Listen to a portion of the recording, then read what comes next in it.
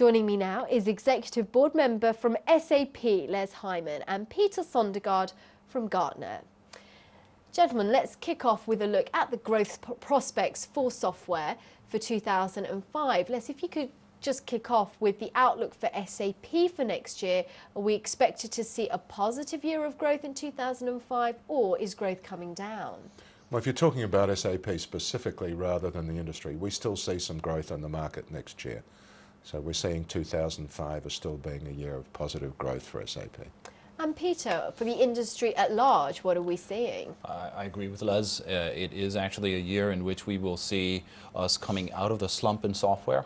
And for the first time, both in Europe, but also globally, actually see a modest but healthy growth compared to 2004.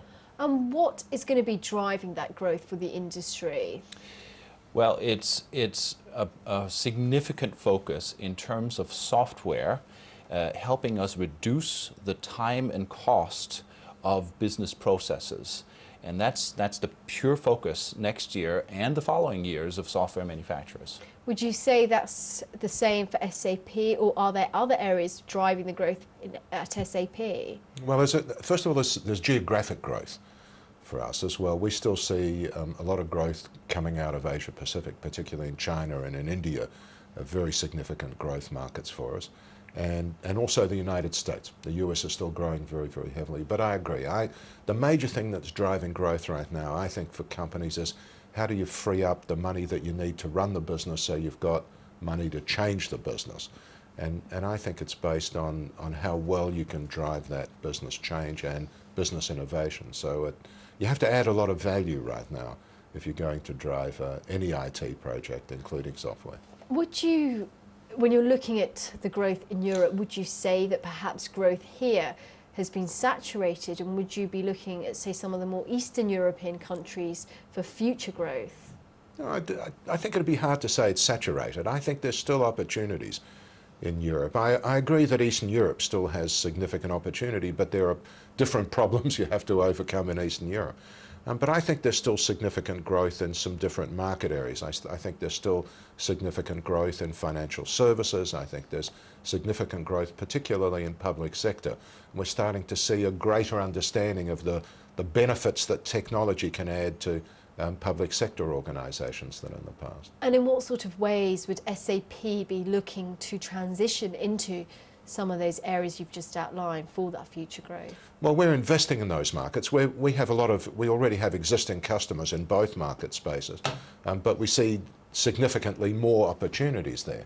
And so we're investing in those areas. We're investing heavily in the application needs and the business process needs of those market sectors. And we're also investing in bringing in the right people into the organisation that can take us into those market areas. Peter, is that an overall industry trend that we're seeing as well? Like, are software companies looking to go into these new areas, such as you pointed out, financial services in the public arena? Yes, there's a shift away from focus on customer relationship management software or back office software towards a vertical industry approach, or an entire business process, an end-to-end process from order to cash, for example. That is a process that software will enable and support and also assist in optimizing. So that is clearly where the market is going, and one of the important shifts that we're seeing right now. In terms of license revenue growth, are you set to meet the target of around 10% for this year? And what's the projection for next year's growth? Well, I think that's still reasonable. I think those are reasonable numbers, and that's the guidance that our CEO, Henning Kagermann, gave recently. So I don't see any dramatic change in that. There is another area of growth too, though, and that is that I think businesses that have invested a lot in technology in the past are also looking at the ability to leverage off the investments they've made. So there is also growth we see in technology that enables companies to tie together disparate technologies that they've done, even applications that they've developed themselves, so legacy applications from different vendors, and to be able to tie that together in a way where they can leverage off the investment in the past. And I mean, I think it was JP Morgan has coined a new term for that. They call it the Apply structure market, because it's sort of a merging of application and infrastructure. But I think there's a serious need that CEOs see today that says, I've spent all this money over the last 20, 30 years. Now, how do I make best use of that for my business? And I agree with that. That's an interesting trend. It creates consolidation in the software market next year. And the reason for that is the creation of what we in Gartner called software ecosystems, basically planetary systems around a major software provider. And we believe there's only going to be 4 of them next year, SAP actually being one of them, but the others being Microsoft, IBM, and Oracle. And this sucks in all of the other software vendors around these ecosystems. And the reason is the integration needed. Well, where does SAP see itself in the consolidation arena next year? I mean, so far, back in July, you've said that you're not looking at doing any major or any huge acquisitions.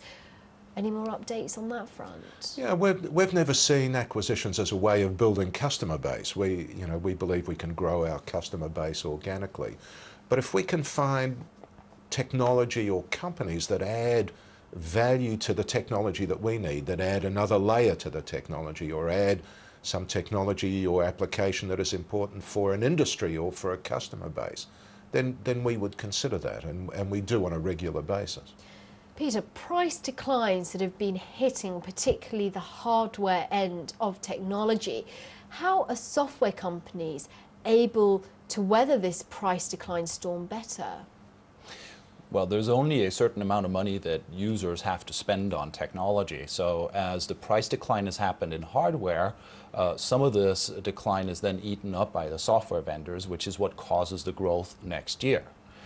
The big question is, how long will the software and the hardware industry continue to live with that situation? And we believe next year there is a potential battle regarding the way that software vendors, actually not so much SAP, but other software vendors charge for their software. They charge per CPU, per processor that is in the system, and that model is dead.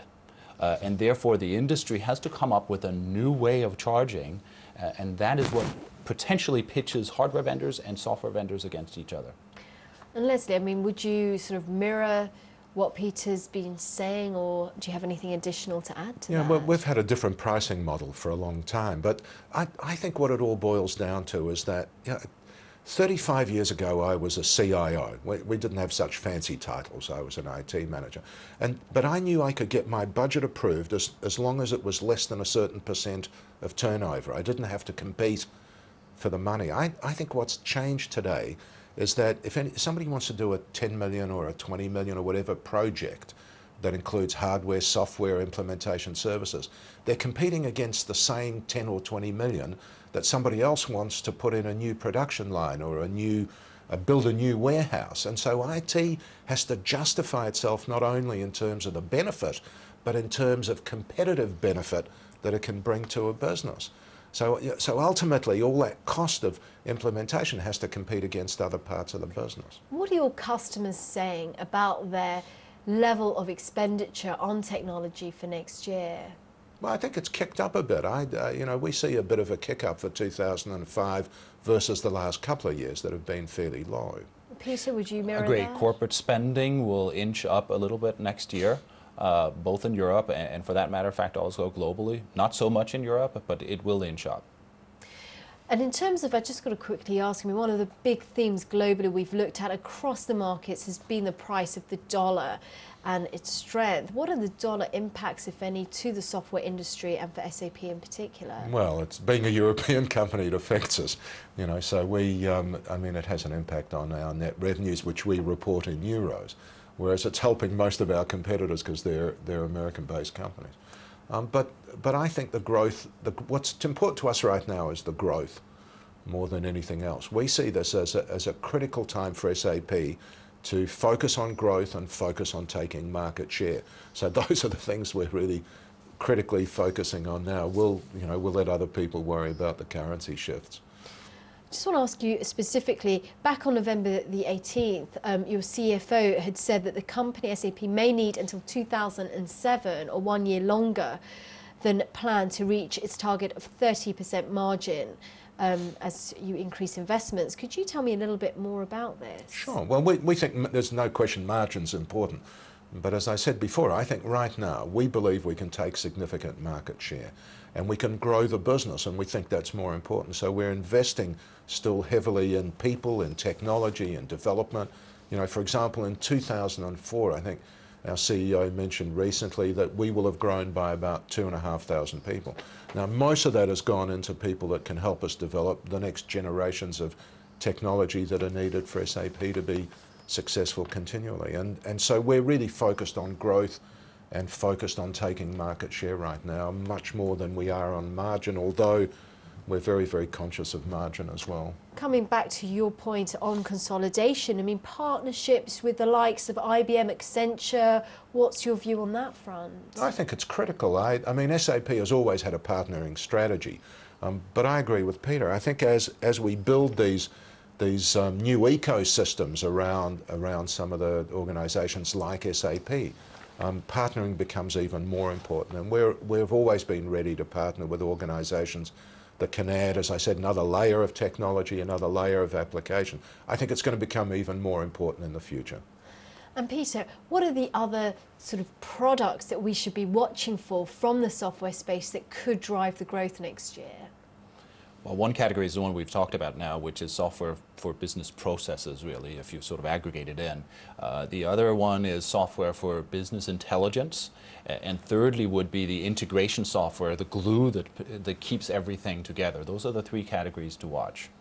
And would that be applicable for SAP? Yes, well, fortunately, all three of them are applicable, you know, particularly the glue. We see companies really struggling to sort of untie the spaghetti of all the applications they have.